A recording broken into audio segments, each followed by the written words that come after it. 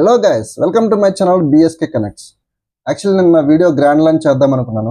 లేట్గా చేయడానికి కారణం ఏంటి అంటే మొన్న శుక్రవారం నుంచి బాగా వర్షాలు విజయవాడలో పడటం వల్ల ఎక్కడికక్కడ మునిగిపోయినాయి. సో ఇప్పుడు ఏంటంటే బొడవేరు కట్ట తెగిపోవటం వల్ల ఇంటర్నెట్ కనెక్టివిటీ అయితే కొంచెం సిగ్నల్ స్ట్రెంత్ తక్కువ ఉండటం వల్ల చేయలేకపోయాను. సో నిన్న ఏమైతే జరిగిందో అది ప్లస్ ఇవాళ జరిగే ప్రోమోని బట్టి జరిగే టాస్క్ మీకు చెప్తాను. ఒకసారి మీరు నేను కొంత విజువల్ వేస్తాను అక్కడ సిచ్యువేషన్ ఎలా ఉంది ఏంటి అనేది. సో అది చూసినాక నేను రివ్యూ స్టార్ట్ చేస్తాను.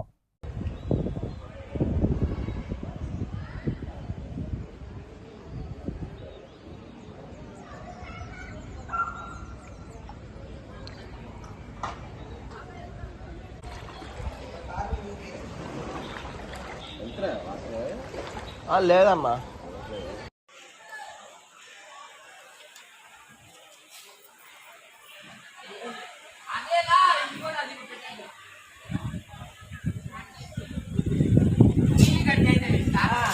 బిగ్ బాస్ 8 గ్రాండ్ లాంచ్లో చాలా బాగా జరిగింది. ఎక్కువసేపు ఉన్నా కూడా తక్కువ మంది కంటెస్టెంట్స్ కూడా ఎక్కువసేపు తీసుకోవటం కూడా లాగ్ అనిపించలేదు. కాకపోతే ఎంతమంది సర్వైవ్ అవుతారు, ఎంతమంది వెళ్ళిపోతారు, ప్లస్ ఇంకొకటి దీంట్లో నాకు అంత స్క్రిప్టెడ్ లాగా అనిపిస్తుంది. ప్లస్ వీళ్ళు ముందుగానే అనుకుని వచ్చారా ఏంటి అనిపిస్తుంది. ప్లస్ నాగార్జున గారు ఇద్దరు కలిపి ఒక టీం చేయటం, ఆ 7 మంది టీంలు కలిసి ఆ హౌస్లోకి వెళ్ళటం, ఇదంతా కూడా కొంచెం కొత్తగా ట్రై చేస్తారు. కాకపోతే నా వ్యూలో అసలు దీంట్లో ఏంటి అనేది మీకు చెప్తాను. కంటెస్టెంట్ లిస్ట్ వచ్చేప్పటికి ఫస్ట్ మనకి ఈ వీడియోని నేను సింపుల్గా స్వీట్గా క్లోజ్ చేస్తాను. ఎక్కువసేపు మీకు ల్యాగ్ చేయను, మీకు హెడ్ ఏక్ కూడా తెప్పించను. జస్ట్ నేను ఏంటంటే నా వ్యూలో అసలు నేను ఏమనుకున్నాను చెప్తాను. దాని గురించి మీరు కూడా కామెంట్లో చెప్పండి. సో స్టార్ట్ చేస్తున్నా. ఫస్ట్ నేను కంటెస్టెంట్ లిస్ట్ ప్లస్ అసలు ఏం జరిగింది అనే దాని మీద మీకు చిన్న బ్రీఫ్ ఇస్తాను. యాక్చువల్లీ మీరు షో చూసే ఉంటారు, ప్లస్ ఇంకోటి మీరు ఆల్రెడీ కొన్ని ఛానల్స్లో వినే ఉంటారు. సో నా వ్యూలో నేను ఏం చెప్తానని కూడా మీరు ఒకసారి వినండి. ఫస్ట్ వచ్చేప్పటికి యష్మిని గౌడ, తిను సీరియల్లో యాక్ట్రెస్గా పనిచేశారు. ఆవిడతో పేరింగ్ ఇచ్చింది అభి నవీన్ అనే అతనికి ఇచ్చారు. వీళ్ళిద్దరు కలిసి ఒక టీము. దాని తర్వాత ప్రేరణ, తిను కూడా సీరియల్స్లో యాక్ట్ చేస్తారు. ప్లస్ తిను కూడా సీరియల్స్లో యాక్ట్ చేస్తారు. ప్లస్ ఇంకోటి ఏంటి అంటే తిను రష్మిక మందన ఉంది కదా, తనకి ఫ్రెండ్ ఈ అమ్మాయి ప్రేరణ అనే అమ్మాయి. ఆ అమ్మాయికి టీమప్ ఇచ్చింది నిఖిల్ అనే అతనితో ఇచ్చారు. తర్వాత శేఖర్ భాష వచ్చేప్పటికి లాస్ట్ టైం ఈ శేఖర్ భాష గురించి చెప్పాలి అంటే ఫస్ట్ ఆఫ్ ఆల్ మనకి శేఖర్ భాష అనేవాడు ఆర్జే కింద పనిచేశాడు హైదరాబాద్లో. ఆర్జే కింద పనిచేసి అతనికి 18 అవార్డ్స్ వచ్చినాయి అంట. ఇప్పుడు దాకా ఏ కంటెస్టెంట్ కూడా ఏ ఆర్జే కూడా అన్ని అవార్డ్స్ తీసుకోలేదంట. ప్లస్ ఇతను యాక్టివిస్ట్, అంటే హ్యూమన్ యాక్టివిస్ట్, అంటే ఇప్పుడు సపోజ్ మానవ సంఘాలకు పనిచేస్తాడు ఇతను. మానవ సంఘాలకు ఎలా పనిచేస్తాడు అంటే యాక్చువల్లీ ఇప్పుడు చట్టాలు అనేవి అమ్మాయిలకి ఎక్కువ ఫేవర్గా ఉన్నాయి, అబ్బాయిలు చాలా మంది వరకు కూడా మోసపోతారని చెప్పేసి ఇతను ఏంటంటే ఒక సపరేట్ ఒక యాక్టివిస్ట్ లాగా ఇతనే ఒకటి తీసుకొని సమాజంలో ఏమైతే అన్యాయాలు జరుగుతున్నాయో వాటి మీద పోరాడదామని చెప్పి చూశాడు. కాకపోతే ఇతనికి ఎటువంటి సోర్స్ సరిగ్గా దొరకలా. లాస్ట్ టైం రాజ్ తరుణ్ది దొరికింది. అదిగాక ఇతను బిగ్ బాస్ షోకి రావటానికి కూడా ఆ ఇంటర్వ్యూస్ కానీ లేకపోతే ఆ డిబేట్లు కానీ ఏమైతే ఉన్నాయో అవి ఇతనికి ప్లస్ అయినాయి. ఆ ప్లస్ అవ్వటం వల్ల ఏమైంది అంటే ఇప్పుడు ఇతను బిగ్ బాస్లో వచ్చేటప్పుడు కూడా చాలా మంది కళ్ళు ఈయన మీదే ఉన్నాయి. అసలు ఈయన వస్తే ఎలా ఉంటుంది, అగ్రెసివ్గా ఉంటాడా లేకపోతే నార్మల్గా ఉంటాడా ఏంటి అనేది కూడా చాలా వరకు ఆల్ ఐస్ ఆన్ శేఖర్ భాష లాగా ఉంది ప్రజెంట్ ఇప్పుడు. అంటే అందరూ చూపు కూడా శేఖర్ భాష చేసే బిహేవియర్ ఎలా ఉంటుంది షోలో అని చెప్పేసి కూడా, అంటే పాజిటివ్గా ఉంటాడా నెగిటివ్గా ఉంటాడా అనేది కూడా మెయిన్గా చూసుకోవాలి. ఈ శేఖర్ భాష టీవీ డిబేట్లకి ఇంటర్వ్యూకి వెళ్ళటానికి కూడా కారణం బిగ్ బాస్కి వెళ్ళే ముందు తనేంటో జనాలకి చూపిద్దాం అని చెప్పేసి కావాలని స్క్రిప్ట్ ఫోకస్ అవటం కోసం, ఎలాగో బిగ్ బాస్కి వెళ్తున్నా కదా జనాలకి పరిచయం అవుతానని చెప్పేసి కావాలని ఆర్టీవీలో ఎక్కువసేపు కూర్చొని దాంట్లో ఎక్కువ డిబేట్లు చేయటం, ఎంతమంది తిట్టినా కూడా అతను దాన్ని కామ్గా కూల్గా తీసుకోవటం, అంటే అతని క్యారెక్టర్ని బయట చూపించుకుందాం అని చెప్పేసి లేకపోతే ఏదైనా కూడా మొత్తానికి శేఖర్ భాష అనేవాడు బాగా హైలైట్ అయ్యాడు. ఇదివరకు ప్రీవియస్గా ఆర్జేగా ఉండేవాడు. ఆర్జేగా ఉన్నప్పుడు అంతగా ఇది లేదు, కొంతమందికే తెలుసు అతను. ఇప్పుడు ఏంటంటే అక్రాస్ ఏపీటీజీ అందరికీ తెలుసు. సో ఇప్పుడు బిగ్ బాస్ షోకి వెళ్ళినప్పుడు అతని బిహేవియర్ ఎలా ఉంటుందో కూడా మనం చూడాలి. తర్వాత నాగమణికంఠ అనే అతనికి ఆల్రెడీ ఫాదర్ చనిపోయారు. చనిపోయినాక తన మదర్ సెకండ్ మ్యారేజ్ చేసుకుంటే తన పినతండ్రి కూడా అతనికి తండ్రిలా అనిపించాలని చెప్పేసి ఇంట్లో నుంచి వెళ్ళిపోయాడు. వెళ్ళిపోయే తర్వాత మళ్ళీ కొన్ని సంవత్సరాల తర్వాత వాళ్ళ మదర్ చనిపోయారు. ఆ మదర్ చనిపోయినాక తను పెళ్లి చేసుకొని యూఎస్ వెళ్ళిపోయాడు. యూఎస్ వెళ్ళిపోయినాక తన వైఫ్ కూడా తనని వదిలేసింది. 9 మంత్స్ బేబీ ఉందంట. ఆ 9 మంత్స్ బేబీ కూడా తన వైఫ్ వదిలేసిందని చెప్పేసి మళ్ళీ అతను తిరిగి ఇండియాకి వచ్చేసాడు. తన జీవితంలో చూసుకుంటే అన్ని సెంటిమెంటే ఉంది. అంటే ఇప్పుడు సింపతి మీద ఉంది తప్ప అతని లైఫ్ మొత్తం అతనంటూ సాధించింది ఏంటి అని నాగార్జున గారు అడిగితే నిన్న, అది నేను షోలోకి వెళ్ళాక చెప్తా అన్నాడు. యాక్చువల్లీ షోలోకి వెళ్ళినాక పర్సనల్ ఏమి ఉండదు. షోలో ఏమైతే జరిగిద్దో అదే చూసుకోవాలి. కానీ అతను ఎందుకు లోపలికి వెళ్ళినాక నేను చూపిస్తాను, నేను చెప్తాను అంటున్నాడో మరి నాకు తెలియదు. అది మీకేమైనా తెలిస్తే కామెంట్ చేయండి. తర్వాత ఇతని లైఫ్లో ఎంతమంది వెళ్ళిపోయినాక ఇప్పుడు బిగ్ బాస్ షోలోకి వెళ్ళాడు. ఇతను ఏమైనా కప్ వస్తుందంటారా ఆ సింపతి మీద? యాక్చువల్లీ చూసుకుంటే మనం ఒక ప్రోమో రిలీజ్ అయింది ఇవాళ. సో నాగమణికంఠ గురించి మళ్ళీ చెప్తాను, ఇంకా ఉంది. ఈ కంటెస్టెంట్ లిస్ట్ అయిపోయినాక 1 by 1 మళ్ళీ క్యారెక్టర్ వాళ్ళ బిహేవియర్ ఏంటి అనేది ఒకసారి మళ్ళీ మనం రివ్యూ చేసుకుందాం. నాగమణికంఠ తర్వాత కిరాక్ సీతకి అతనితో టీమప్ ఇచ్చారు. అంటే వీళ్ళిద్దరు కలిసి ఒక టీం అనమాట. బెజవాడ బేబక్క అని చెప్పేసి ఆవిడ కూడా డైవర్స్డ్. ప్లస్ ఆవిడ ఏంటంటే ఇండియాకి అమెరికాకి గుంటూరుకి విజయవాడకి వెళ్ళినట్టు తిరుగుతానని చెప్పి నేను చెప్తుంది. ప్లస్ ఇంకోటి ఆవిడ కామెడీ కూడా నాకు పెద్దగా ఏమనిపించలేదు. కాకపోతే ఆ ఏజ్కి మనం రెస్పెక్ట్ ఇవ్వాలి కాబట్టి మనం తనని ఎంతవరకు ఆవిడ షోలో బాగా నెట్టుకొస్తారు అంటే తన ఏజ్కి మనం చూసుకోవాలి. ప్లస్ ఇంకోటి తన పెర్ఫార్మెన్స్ ప్రకారంగా ఇప్పుడు టాస్క్లు ఇస్తే ఎలా ఆడతారు, పాజిటివ్గా ఆడతారు, నెగిటివ్గా ఆడతారు అనేది కూడా మనం చూసుకోవాలి. సో లెట్స్ సీ ఆవిడ బిహేవియర్ ఎలా ఉంటుంది అనేది. ఎంతసేపు హ్యూమర్ అయితే సరిపోదు, కొంచెం రెస్పాన్సిబిలిటీస్ కూడా ఉండాలి కాబట్టి ఆ రెస్పాన్సిబిలిటీస్ ఆవిడ ఎలా తీసుకుంటుందో చూడాలి. నెక్స్ట్ విష్ణుప్రియ గురించి చెప్పాలంటే మీకు ఒక వీడియో బయట రిలీజ్ చేస్తాను. ఆ వీడియో బయట ఏంటంటే నాకు అసలు బిగ్ బాస్కి వెళ్ళటమే ఇష్టం లేదు. నాకు అసలు బిగ్ బాస్లో బయట అంత ప్రపంచాన్ని, అందమైన ప్రపంచాన్ని పెట్టుకొని ఒక ఇంట్లోకి వెళ్ళి ఎలా ఉంటారని చెప్పిన విష్ణుప్రియ మరి ఈ రోజు ఎలా బిగ్ బాస్కి వచ్చిందో ఒకసారి ఆవిడే బయటకు వచ్చినా చూసుకోవాలి. ఆ ట్రోల్స్కి వీటికి ఆవిడే సమాధానం చెప్పుకోవాలి. ఇప్పుడు నా హోస్ట్ నాగార్జున గారు మాట్లాడుతున్నప్పుడు కూడా ఒక రకమైన యాటిట్యూడ్, నేను ఒక సెలబ్రిటీ, నేను కూడా సెలబ్రిటీ కదా అన్న యాటిట్యూడ్తో ఉంది. సో షోలో అమ్మాయి ఎలా నెట్టుకొస్తుంది అనేది కూడా నెక్స్ట్ ఇంకా కొంచెం ఈ కంటెస్టెంట్ లిస్ట్ అయిపోయినాక మీకు చెప్తాను.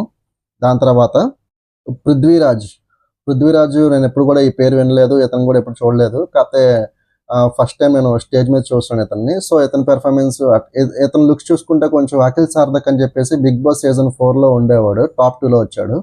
సో అతనిలాగే ఉన్నాయి ఇతని లుక్స్ కూడా. అంటే ఆ బియర్డ్ షేప్ కానీ, ఆ హెయిర్, లాంగ్ హెయిర్ కానీ, ఎక్స్ప్రెషన్స్ కానీ అన్నీ కూడా అఖిల్ సార్థక్లా ఉన్నాయి. ఒకసారి చూద్దాం, అంటే అతను ఫాలో అయ్యి అతను లోపలికి వచ్చాడో లేకపోతే ఇతను ఒరిజినల్ బిహేవియర్ లాగా మనం ఒకసారి చూద్దాం నెక్స్ట్ కంటెస్ట్ లిస్ట్ అయిపోయినాక.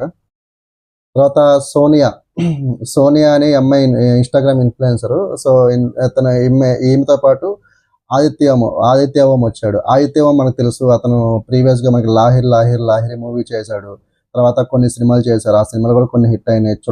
సంథింగ్ కామెడీ సినిమాలు చాలా వరకు చేశారు ఆయన. దాని తర్వాత అతను సినిమాలకి దూరం అయ్యారు. మళ్ళీ ఇప్పుడు బిగ్ బాస్ షోలో మనకి కనబడుతున్నారు. తర్వాత ఆయన రీసెంట్గా ఇన్స్టాగ్రామ్ రీల్స్ అవి ఇవి చేసుకుంటా ఉన్నారు. ఇప్పుడు మళ్ళీ ఆయన బిగ్ బాస్కి వచ్చారు కాబట్టి చూద్దాం అతను ఎలా ఉంటారు ఏంటి అనేది. చూస్తాకైతే మనిషి మంచి కాన్ఫిడెంట్గా ఉన్నాడు. ప్లస్ ఇంకోటి అతనికి ఏంటంటే అన్నీ తెలుసు, సెలబ్రిటీ స్టేటస్ ఉంది, అన్నీ ఉన్నాయి. మరి అతన్ని హౌస్ మేట్స్ ఎలా ట్రీట్ చేస్తారు, హౌస్ మేట్స్ని అతను ఎలా ట్రీట్ చేస్తాడు, ఇవన్నీ కూడా మనం రాబోయే షోల్లో మనం చూడాలి. నాకు తెలిసి ఇతను అయితే అగ్రెసివ్ అవ్వడు. కాకపోతే చూద్దాం ఎంతవరకు ఇతను జనాల్ని అట్రాక్ట్ చేస్తాడు అనేది మనం చూడాలి. ఈ సోనియా ఆదిత్య ఇద్దరు కలిపి టీమప్ చేసి హౌస్లోకి పంపించారు. తర్వాత నైనిక తిని కూడా ఇన్స్టాగ్రామ్ ఇన్ఫ్లుయెన్సరే. సో కొంతమంది దీంట్లో ఏంటంటే హీరో కేటగిరీ ఉంటారు, కామెడీ కేటగిరీ, ఇన్ఫ్లుయెన్సర్ కేటగిరీ, ఇవన్నీ కొన్ని కేటగిరీస్, ఫుడ్ కేటగిరీ, వీటిలోంచి కొంతమంది తీసుకుంటారు. వీటిలోంచి తీసుకున్నప్పుడు కొంతమంది ఎవరైతే కొంచెం ఫెయిర్గా ఉంటారు, ఫెయిర్ అంటే అందంగా ఉన్న వాళ్ళని కూడా తీసుకొస్తారు అమ్మాయిల్ని. ఎందుకంటే షోని కొంచెం అట్రాక్ట్ చేయడానికి. వాళ్ళు ఏదో కప్ గెలిచేస్తారని చెప్పే కాదు, కప్పు గెలవాలి అంటే గెలవచ్చు చెప్పలేము. ఎందుకంటే వాళ్ళ బిహేవియర్ని బట్టి, వాళ్ళు ఆడే టాస్క్లను బట్టి, వాళ్ళు జనాలకి ప్రొజెక్ట్ చేసే విధానం బట్టి కూడా వాళ్ళు కప్పు గెలవచ్చు. లైక్ బిందు మాధవి కూడా కప్పు గెలవచ్చు చెప్పలేం. సో వీళ్ళు తీసుకొస్తారు, కానీ వాళ్ళు అక్కడ బిహేవ్ చేసేదాన్ని బట్టి గ్లామర్గానే ఉంటారా, లేకపోతే టాస్క్లు ఆడి, లేకపోతే 10 మందితో మంచిగా ఉండి జనాల్ని అట్రాక్ట్ చేస్తారనేది కూడా మనం చూసుకోవాలి. ఈయంతో పాటు నబీల్ అఫ్రీది అని చెప్పేసి ఒక అతను తీసుకొచ్చారు. మరి ఇతని పేరు కూడా నేను ఎప్పుడు వినలేదు. ఇతను కూడా షోలో వచ్చాడు. మరి అతను చూడాలి ఎలా పెర్ఫామ్ చేస్తాడు ఏంటి అనేది. చూస్తాకైతే మనిషి డీసెంట్గానే ఉన్నాడు. ఈ డీసెన్సీ షో మొత్తం ఉంటుందా, లేకపోతే మధ్యలో ఇతను ఏమన్నా అగ్రెసివ్ అయ్యి లేకపోతే ఇతను కూడా హైలైట్ అవ్వాలని చెప్పేసి ఏదన్నా పనులు చేస్తారనేది మనం చూడాలి. సో కంటెస్టెంట్ లిస్ట్ అయితే ప్రెజెంట్ ఇది. ఈ 14 మందిలో మళ్ళీ వైల్డ్ కార్డ్స్ వస్తారు. మళ్ళీ వైల్డ్ కార్డ్స్ వచ్చినాక దాంట్లో ఎవరొస్తారో మనకు తెలీదు. ఓల్డ్ కంటెస్టెంట్స్ రావచ్చు, చెప్పలేము. కాకపోతే ఓల్డ్ కంటెస్టెంట్స్ రావటం వల్ల కొత్త కంటెస్టెంట్స్‌కి ఏమన్నా ఇబ్బంది అవుతుందా అంటే అది కూడా చెప్పలేము. ఎందుకంటే ఆల్రెడీ వాళ్ళు బిగ్ బాస్‌ని ఎంజాయ్ చేసి వచ్చారు. ప్లస్ వాళ్ళకంటూ సెపరేట్ బేస్ ఉంది కాబట్టి వాళ్ళు ఏమన్నా ప్రెజెంట్ ఉన్న వాళ్ళకి ఏమన్నా ఎఫెక్ట్ చేస్తారా అంటే ఇది ఖచ్చితంగా అయ్యిద్దనే చెప్పాలి. ఎందుకంటే ఓట్ పర్సెంటేజ్‌లో కొన్ని తేడాలు జరగొచ్చు. అంటే టాప్‌లో ఉన్నవోళ్ళు పాతోళ్ళు రావటం వల్ల వాళ్ళకున్న ఫ్యాన్ బేస్‌తో వీళ్ళకి తగ్గి వాళ్ళకి పెరగటం వల్ల వీళ్ళు కొంచెం డౌన్‌లోకెళ్ళిపోయి ఎలిమినేషన్ అయిపోయే ఛాన్సెస్ కూడా చాలా వరకు పాసిబిలిటీ ఉంది. సో, దీంట్లో నేను చెప్పేది ఏంటి అంటే ప్రెజెంట్ ఇప్పుడున్న 14 మందిలో నాకు అనిపిచ్చేది టాప్ 5కెళ్తారు వీళ్ళు. వీళ్ళు బాగా చేస్తారు. నాకు ఫస్ట్ శేఖర్ భాష టాప్ 5లోకి వెళ్తాడు అనిపిస్తుంది. ఎందుకంటే అతను ఆల్రెడీ మనం చూసాం కాబట్టి జనాలు ఆల్రెడీ యూత్ మొత్తం అతని వైపు ఎక్కువ ఉంటుంది కాబట్టి అది కూడా ఫ్యామిలీస్‌కి కూడా అతను కొంచెం సెంటిమెంట్ యూజ్ చేశాడు కాబట్టి లాస్ట్ టైము ఆ అమ్మాయి లావణ్య అనే అమ్మాయి అతన్ని చెప్పుతో కొట్టినట్టుగా ప్రొజెక్ట్ చేసి అతన్ని అమ్మాయి బ్యాట్ చేసినట్టుగా ప్రొజెక్ట్ చేశారు కాబట్టి ఏమో చెప్పలేము. ఆయన తర్వాత ఆదిత్య ఓం ఉంటాడు. ఎందుకంటే అతనికి ఆల్రెడీ ఫ్యామిలీ ఆడియన్స్ ఇప్పటి నుంచే కాదు ఎప్పటి నుంచో పరిచయం కాబట్టి అదే గాక అతను ఆడే ఆటను బట్టి కొంతమంది కూడా యాడ్ అవుతారు. సో, అతనేం టాప్ 5లో ఉంటారు గానీ కప్ అయితే కొట్టలేరు అనుకుంటున్నాను. చూద్దాం, అంటే ఇప్పుడేగా స్టార్ట్ అయింది షో కాబట్టి నేను నా ప్రిడిక్ట్ చెప్తున్నాను. దాన్ని బట్టి మీరేమనుకుంటున్నారో చెప్పండి. దాని తర్వాత యష్మి. యష్మి గౌడ కొంచెం కాన్ఫిడెంట్‌గా ఉంది. ప్లస్ తనేంటంటే కొంచెం అంటే స్ట్రాంగ్‌గా ఉంది. ఆ స్ట్రాంగ్‌నెస్ ఏంటి అంటే కొంచెం తను ఎటువంటి సిట్యుయేషన్ అయినా గట్టిగా తీసుకునేలాగానే మనకు కనిపిస్తుంది. దాని తర్వాత కిరాక్ సీత. యాక్చువల్లీ కిరాక్ సీత బేబీ సినిమాలో బ్యాడ్ నేమ్ వచ్చిందని చెప్పేసి ఆవిడని పర్సనల్‌గా కూడా అబ్యూజ్ చేసి అటాక్ చేయబోయారంట కొంతమంది యూత్.